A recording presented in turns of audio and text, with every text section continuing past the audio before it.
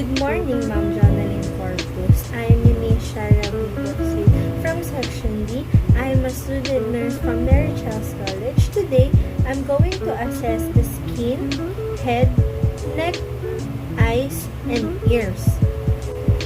Before assessing the client, make sure to perform hand hygiene. So, I'm going to perform hand hygiene by using a alcohol.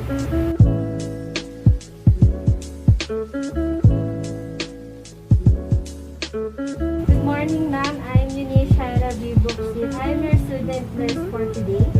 Can you please state your name and your birthday? I'm Jamie Pupil. My birthday is April 11, 2000. Okay, today, ma'am, I will be assessing your skin and hair to help you with your further treatments. Rest assured that the data you will be provided will be confidential. So, ma'am, the first assessment is the skin. So, ma'am, I will ask you some question about your history, about the history of your skin. So, ma'am, first is, do you have any skin problems like presence and spread of rashes, lesions, dryness, oiliness, drainage, bruising, swelling, pigmentation, or abrasions? Next is changes in the lesion's appearance, if any, and feeling changes, pain, pressure, itch, tingling. Do you have any hair loss and nail changes? Previous problems with skin, hair, or nails, and any treatment and surgery? Allergy reactions to food, drugs, pollen, etc. Tendency to bruise easily or any association of problems to season of year. Okay, ma'am. To your family history of skin problems or skin cancers and others, do you have any diabetes mellitus, peripheral circulatory disease, previous injury, severe illness, thyroid disease?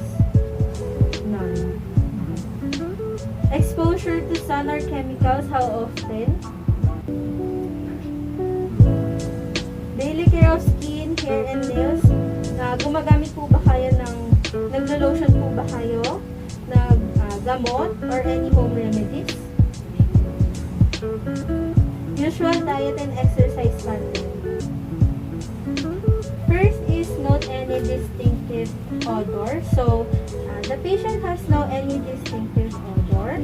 So, next is inspect generalized skin color variation, brownness, yellow, redness, pallor, cyanosis, jaundice, erythema, and vitiligo. So, the patient has a light skin color tone.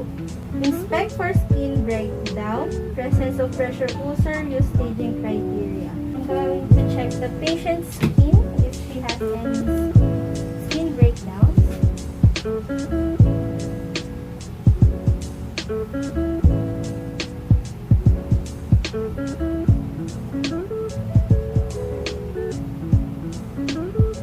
Patient has no any skin breakdown. So next is palpate for edema if present. The patient has no edema. And next is inspect for primary, secondary, or vascular lesions. I'm going to check. The patient has no primary, secondary, or vascular lesions. Next is palpate skin lesion. So the patient has no any lesion, so I will not palpate her skin lesions. Next is palpate texture, rough or smooth on the skin using palmar surface of 3 middle fingers. So I will going to check the patient's skin.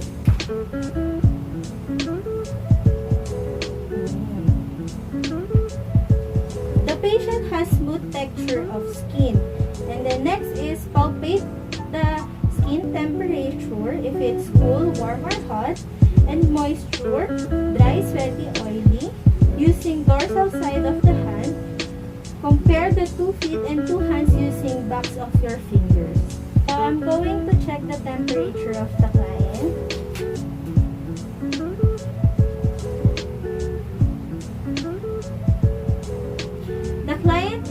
The client's skin temperature is normal.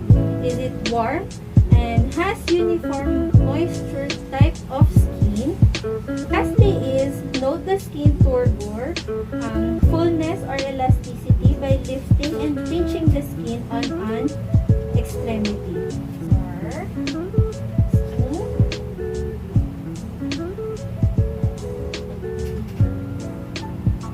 When pinched, skin springs back to its previous state. So the next assessment is the Sculpt and Hair. So the first is inspect the color of the scalp.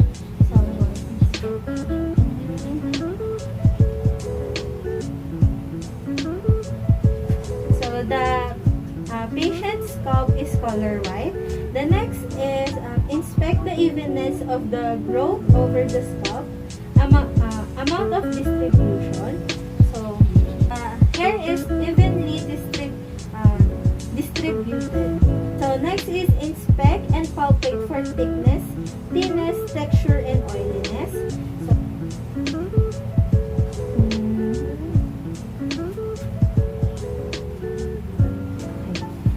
The patient's hair is thick. So next is note presence of infections or infestations by parting the hair in several areas and checking behind ears, along the hairline, and at the neck. So to check if there's any infections here.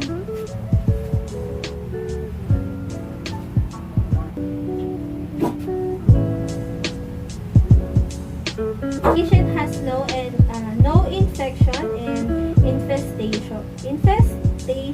The next assessment is the skin. So first is inspect for grooming and cleanliness of the skin. The nails of the client is well groomed and has a clean nails. Next is inspect the fingernail blade shape to determine its curvature and angle. Convex curvature, angle of the nail blade are about 160. Next is palpate texture and consistency. So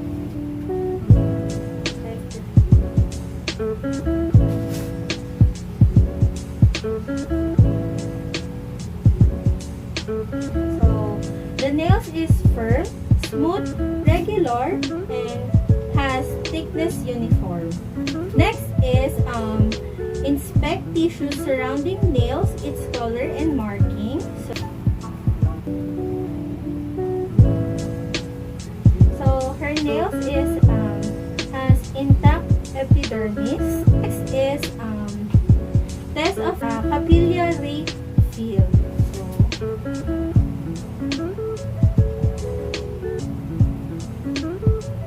Prompt return of pink or usual color, generally less than 2 to 4 seconds. The next assessment is the head. So ma'am, I'm going to ask you some questions. So first is, ma'am, do you have any difficulty in moving the head? Any facial pain or frequent headaches? No. Dizziness, lightheadedness, spinning, sensation, or loss of consciousness?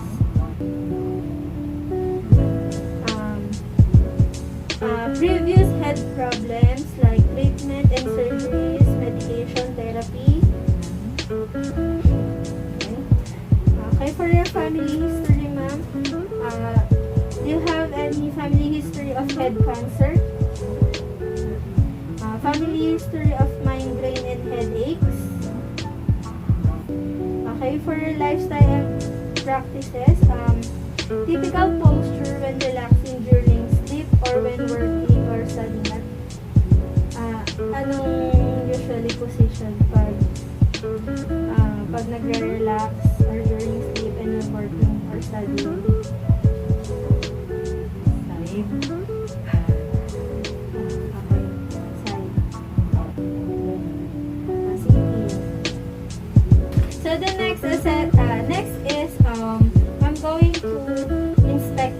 skull of the client, the shape and the symmetry, head size and shape are approximately related to the body size or normocephalic. So the head has no any lesions. Next is I'm going to palpate for possible nodules or masses and depressions. So the patient has no possible nodules, masses or depressions in the head. So next is inspect for facial features. So the face is symmetric with a round, oval, elongated or square appearance of the head. Next is a note symmetry of the facial movement. So ma'am, may mga papagawa po ako sa inyo. So yung mga sasabihin ko po is gawin niya lang. So ma'am, can you elevate your eyebrows? Okay. So next is sara niyo po yung mata niyo ng mahigpit. Tightly po. Okay. So next is puff your cheeks. Okay. So next is smile. Smile. Okay. Smile. Show your teeth, ma'am. Okay.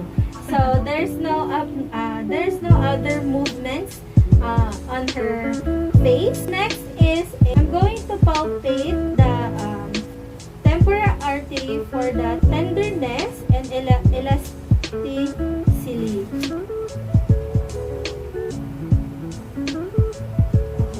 So the temporal artery is elastic and not tender. So the next is I'm going to palpate the temporomandibular joint for range of motion, swelling, tenderness, or crepitation by placing index finger over the front of each and ask the client to open mouth if the client has history of frequent headaches. So ma'am, can you open your mouth? Open your mouth. So there is no swelling, tenderness, or crepitation with movement. So mouth opens and closes fully. Lower jaw moves laterally 1 to 2 centimeter in each direction.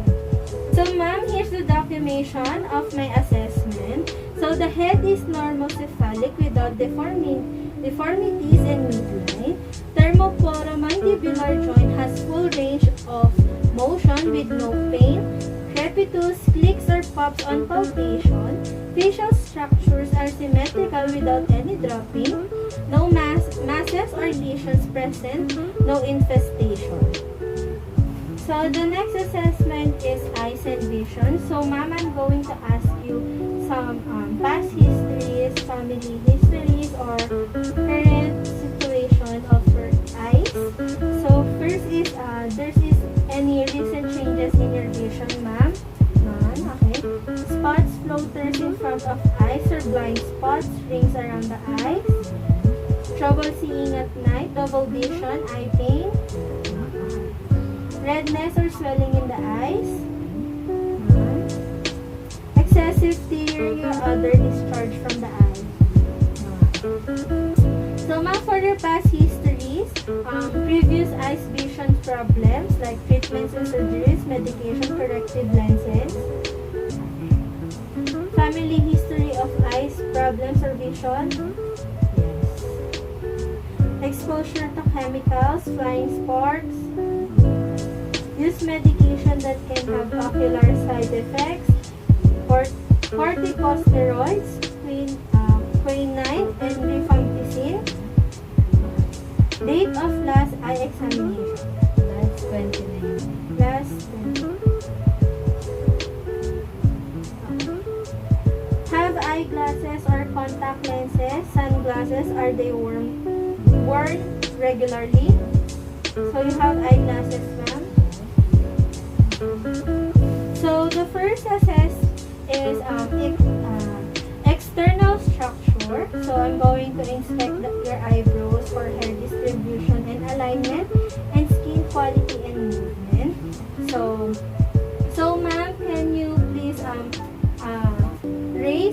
lower your eyebrows. Okay, so hair evenly distributed, intact skin, eyebrows symmetrically aligned, and equal movement. So ma'am, I'm going to inspect the eyelashes for evenness of distribution and direction of the. So ma'am, yung eyelashes niyo po ba is totoo or hindi?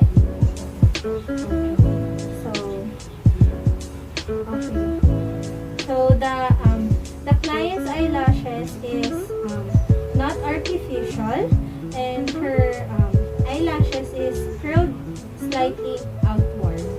So next is I'm going to inspect the eyelids for surface characteristic, skin quality and texture, position in relation to the cornea, ability to blink and frequency of blinking, and then inspect the lower eyelid while the eyes are closed. So now I'm going to inspect your eyelids now.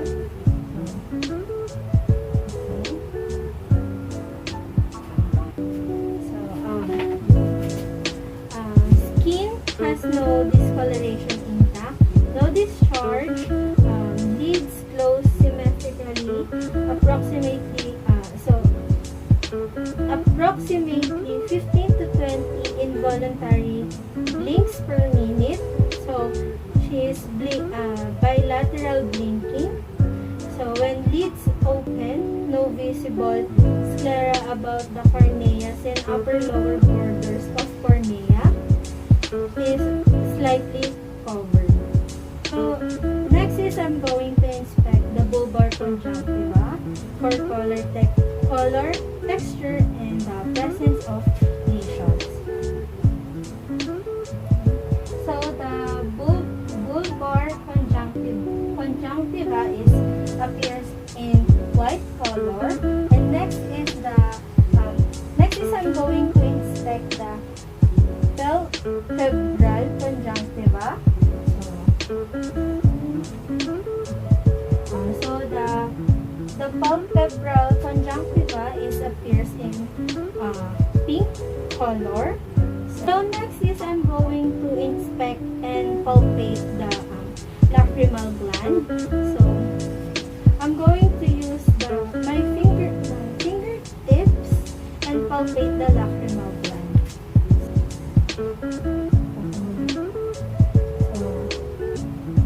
No swelling or redness, no exudate and minimal tearing, no discharge of punctum during palpation of the lacrimal gland. Next is I'm going to inspect the cornea for clarity inspection. So ma'am, can you please look straight on me? Diretso lang po yung tingin sa akin. Diretso lang tingin sa akin.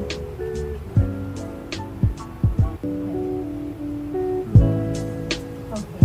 So the cornea of the patient is transparent, shiny, and smooth. Details of the iris are visible, and for the next is I'm going to perform the corneal sensitivity test to determine the function of the fifth cranial nerve. So I'm going to use a cotton tip applicator for the safety of the client.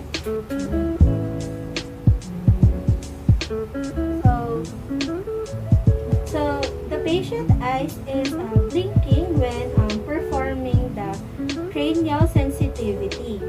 So next is I'm going to inspect the pupil of the client for color, shape, and symmetry size. So I'm going to use a tan light.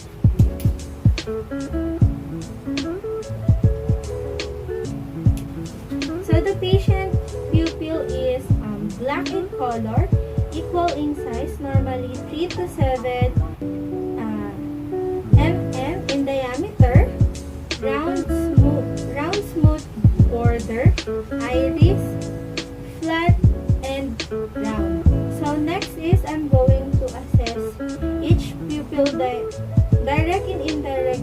visual reaction to the light to determine the function of the third oculomotor and fourth trochlear.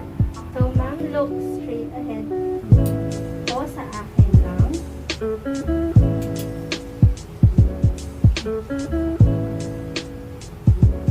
Our illuminated pupil is constricting when I use pen light. So, next is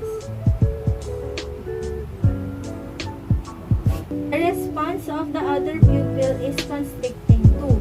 So, both pupils are constricting when using a pen light. Next is I'm going to assess each pupil reaction to accommodation. So, I'm going to ask the client to look first at the top of the object and then look at the distant object behind the pen light. Alternate the gaze from the near to the far object. So, ma'am, look at the top of the pen light here, and then look at the far object. Okay, and then back to the. So, the patient's pupils are constrict when looking near objects, and then pupils dilated when looking at a far object. Pupils equally round and react to light and accommodation. Next is visual field assess, peripheral visual field. So, ma'am, cover your right eye, and then I'm going to cover my opposite hand. So, ma'am, can you, asan po yung kamay ko? Daliri ko. Okay. Asan po yung daliri ko? Okay. Asan po yung daliri ko, ma'am? Okay. The patient can see about as well as anyone else does in the center and around the edges of visual field. So, the patient can see where my finger is. Next is I'm going to assess the extraocular muscle test. So, I'm going to assess the 6 ocular movement to determine eye alignment and coordination. Ma'am, tingin po kayo ng diretso sa akin. Sundan niyo lang po yung pen light. Okay. Next.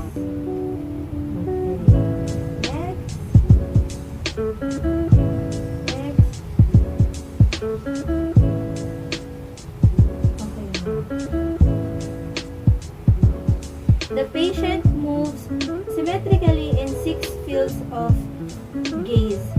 Next is I'm going to assess the location of the eye reflex by shining the pen light on the corneal surface. Next is visual acuity. So I'm going to assess near vision by providing adequate lighting and asking the client to read from a magazine, newspaper, or print-out paper. Here is the print-out paper. So can you read the print-out? Assessment of the skin in any kind of physical examination or among the months easily observed. The patient able to read the print-out paper. Next assessment is I'm going to assess the distant vision by asking the client to wear corrective lenses unless they are used for reading only. So, ma'am, can you cover your right eye and then read the Snellen chart? E, F, P, E, O, Z, L, P, E, B, P, E, C, F, G. And then the other eye, ma'am, cover it and then read the Snellen chart.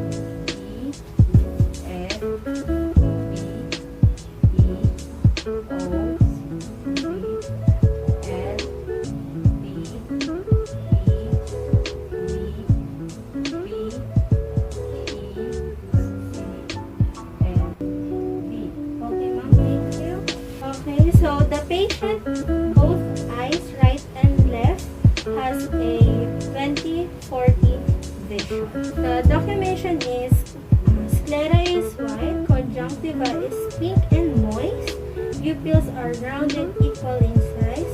Both are reactive to light and accommodate bilaterally. Cornea intact. No discharge, redness, or lesions. I'm going to assess is ear and hearing of the patient. So, ma'am, I'm going to ask you some questions. For your current symptoms, ma'am, do you have any recent changes in hearing? Ear discharge? Ear pain? Ringing or cracking in the ears? Previous ear or hearing problems such as infection, trauma, or ear aches? Family history of ear problems or hearing loss? Live or work around frequent or continuous loud noises? Use of ear protection from noise or in water? Has hearing loss affected the ability to work or care for self or other?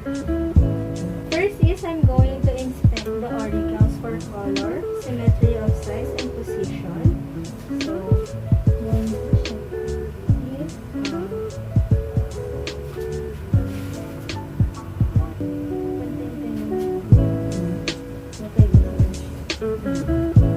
So, the color is the same as the facial skin, symmetrical. So, I'm going to measure the outer canthus to the auricle.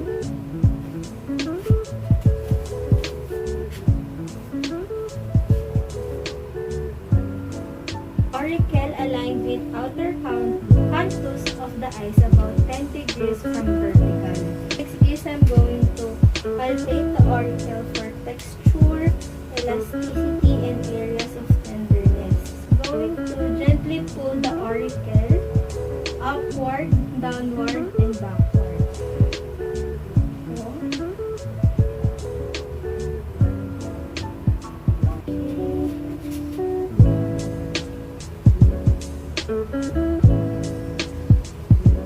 Next is I'm going to fold the pinna forward.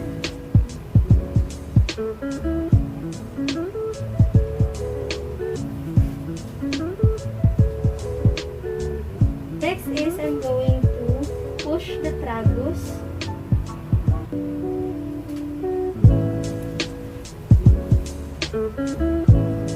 Lastly is I'm going to apply pressure to the mastoid process. It's firm and not tender. Pinna recoils after it's folded. Next is I'm going to inspect the external ear canal for cerumen, pus, skin lesions, and blood. For the cerumen.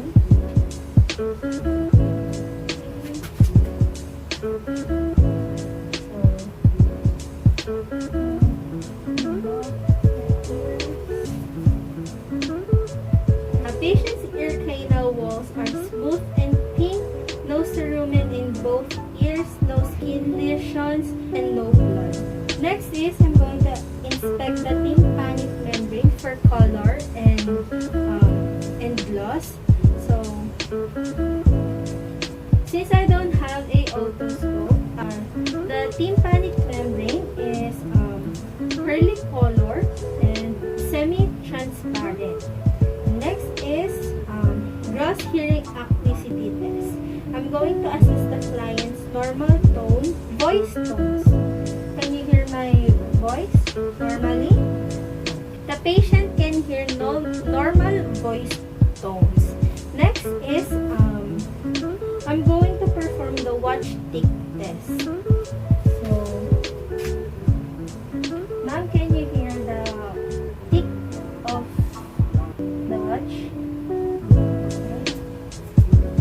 Okay. Next. Here, ma'am, can you hear?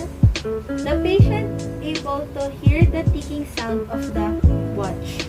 And the next test is I'm going to do the Weber test. So I'm going to use a tuning fork. I'm going to tap the tuning fork slightly in my hands. So ma'am, can you hear the vibrations out in both ears? The patient hear the sound in both ears or localized at the center of the head. Next is the rhyme test. I'm going to use the tuning fork again. I'm going to use the tuning fork and then I'm going to activate it by tapping in the back of my hand.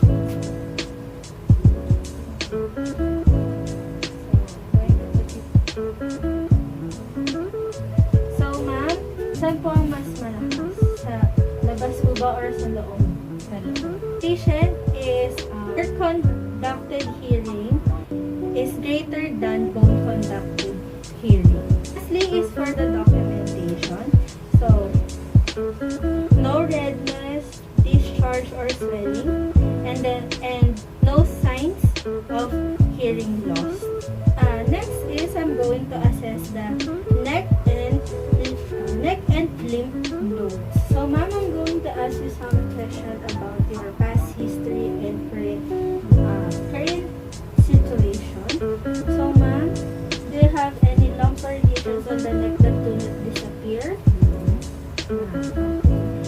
Difficulty in moving the neck?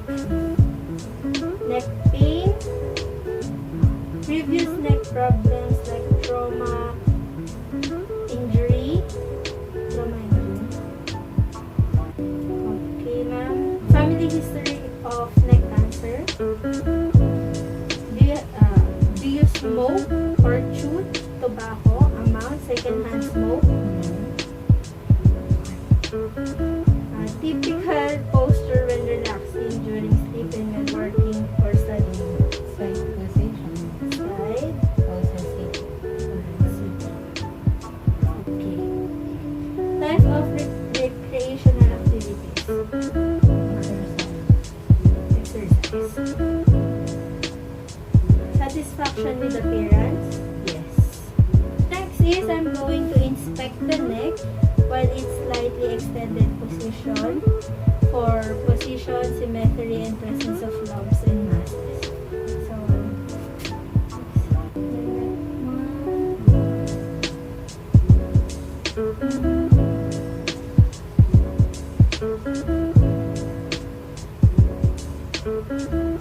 neck is symmetric with head centered and without bulging masses. So next is I'm going to inspect movement of the thyroid and cricoid cartilage and thyroid gland by having client swallow a small sip of water. Please drink a sip of water for me. Okay. The thyroid cartilage, cricoid cartilage move upward symmetrically as the client swallows. Next is, I'm going to inspect the cervical vertebrae by having the client flex his neck.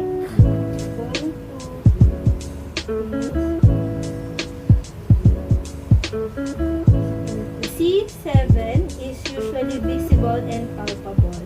And then, next is, I'm going to inspect the neck range of motion by having the client turn chin to the right and left shoulder, touch each ear to the shoulder, touch chin to chest, and lift chin to the ceiling. Ma'am, can you turn your chin to the right and left shoulder? Okay. Touch each ear to the shoulder. Next is touch chin to the chest. Lastly, ma'am, is lift chin to the ceiling. So normally, neck movement should be smooth and controlled with 45 degrees flexion, 55 degrees extension, and 40 degree lateral abduction, and then 70 degree rotation. Next is, I'm going to palpate trachea by placing my finger in the sternal notch, feeling to each side and palpating the trachea rings.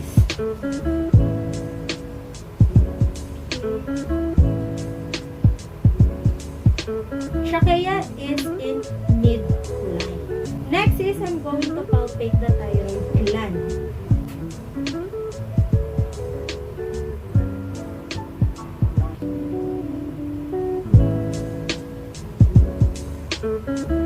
Landmarks are positioned midline.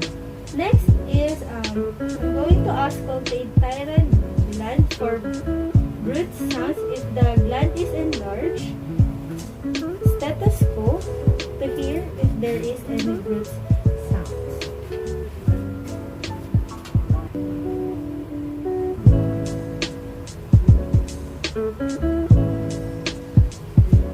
Okay, so there is no root sounds are auscultated. Next is I'm going to palpate lymph nodes. First is I'm going to palpate the preauricular nodes. Okay. Next is I'm going to palpate the post-auricular nodes. Next is I'm going to palpate the occipital nodes.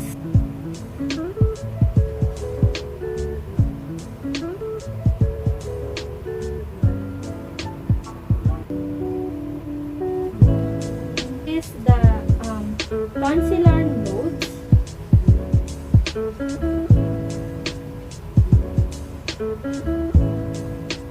Next is the submandibular nodes.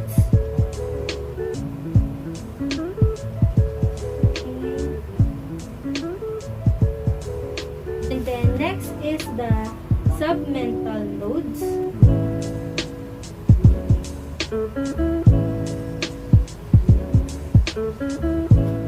Next is the superficial cervical nodes.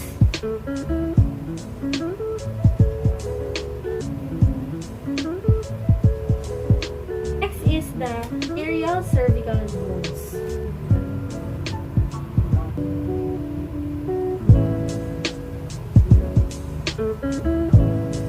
Next is the deep cervical chain nodes.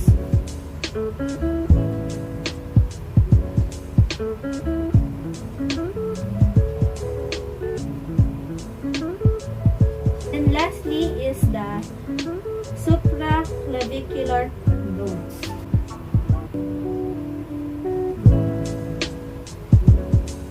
Palpating the lymph nodes, there is no swelling or enlargement and no tenderness in the neck or any lymph nodes. Lastly is for the documentation. For the documentation, it is full range of motion, patient is pain-free, and symmetric, and the patient is symmetrical movements.